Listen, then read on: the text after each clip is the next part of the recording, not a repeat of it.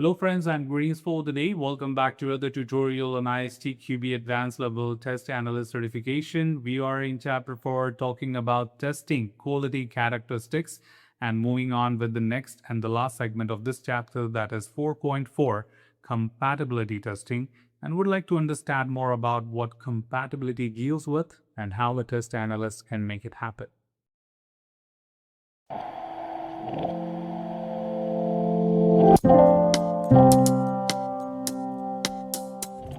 So just like the previous topic which you just covered about flexibility testing, we do have compatibility testing, and certainly there are some sub-characteristics which we need to talk about and understand more about it, and understand how compatibility testing can be organized and conducted by a functional test lead, that is test analyst. However, we do need to understand the other things as well, that what are the sub-characteristics covered as a part of compatibility in this particular segment. So to start with, to define what is compatibility testing, it verifies whether a test object is compatible with other components or system when it is used. So a very straightforward definition is given here, that it is not necessary that your system is standalone. However, there are many application examples that today they work without interacting with any other system. However, if you talk about 95% applications today, they are interacting with other systems too. Let it be flight booking application, or if you talk about a normal application, which is like e-commerce application, they all have banking options or payment options which are not their own. They do interact with a lot of other third-party payment gateways, or let it be at least APIs to search the flights from variety of options or other airlines. They need to communicate and interact with other systems. And that is where compatibility testing becomes very important to be organized well and conducted. And on the same context, we would also like to talk about the sub-characteristics of it.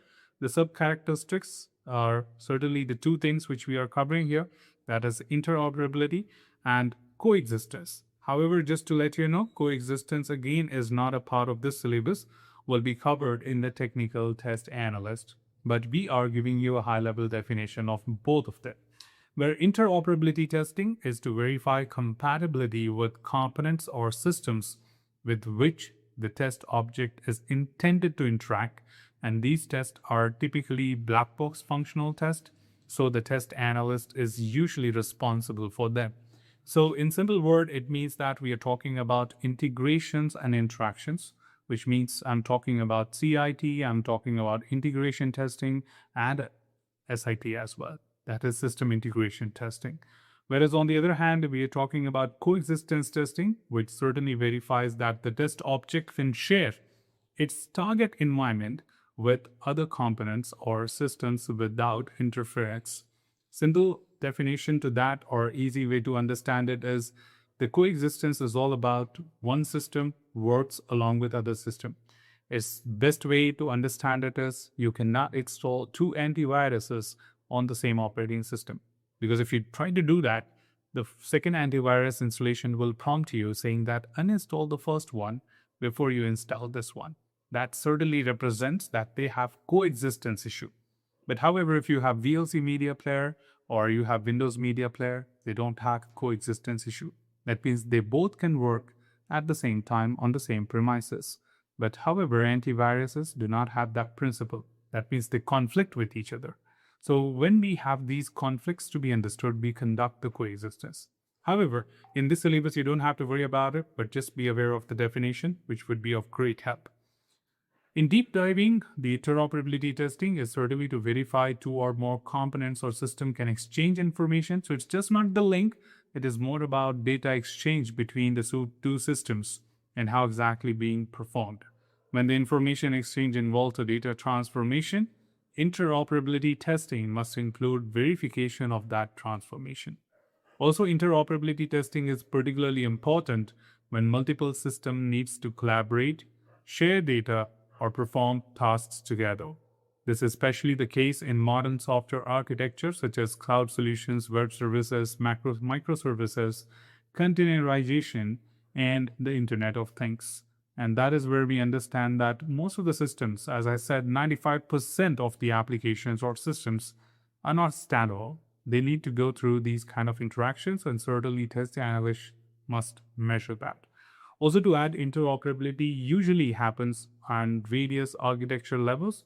The test analyst must understand the possible interactions to define proper test conditions, which are scenarios to cover them. Not all the interactions may be documented. The test analyst may indirectly retrieve information about interactions from the architecture and design documentation, which simply states one thing, that is, most of the integration tests are dependent on the design documentations and the architecture built about the system. So of course, the same documents would be referred by the test analyst to design the test cases for the same. Starting with derive the scenario and then getting into the deep dive of the text. So not necessarily everything needs to be documented, but if it is concrete, if it is critical, if it is important, and you know that most of the things are important, so we do look forward to document them.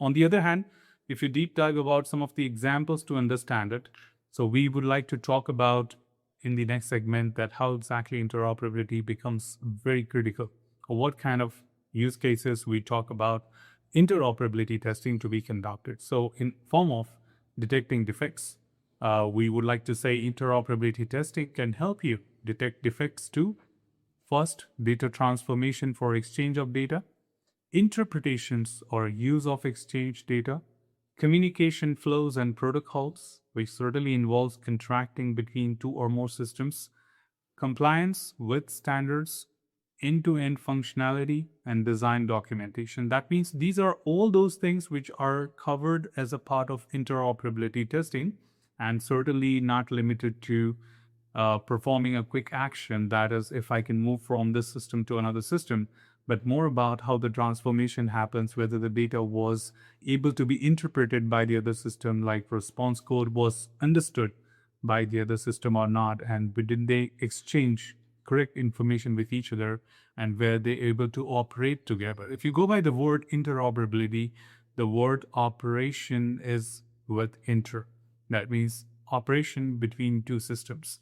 So that means they can even trigger certain operations in the other system as well as the other things too.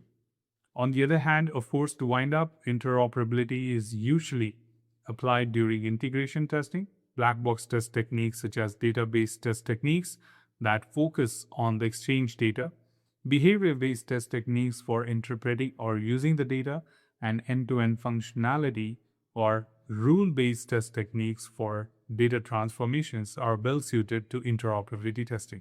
So if they have told you about the techniques, then it is certainly very important for you to remember that what kind of techniques can be applied here. Or in simple way, they just wanted to let you know that there are a variety of black box test techniques which are applicable in interoperability testing, and they're not restricted to that. So you should look forward to make use of them to have the best possible outcome from this particular level of testing. So that's all from this particular tutorial, team. Should you have anything else, feel free to comment below. I'm always there to address your queries and answer them well. Till then, keep learning, keep exploring, keep understanding the context. Thanks for watching the video, team, and happy learning.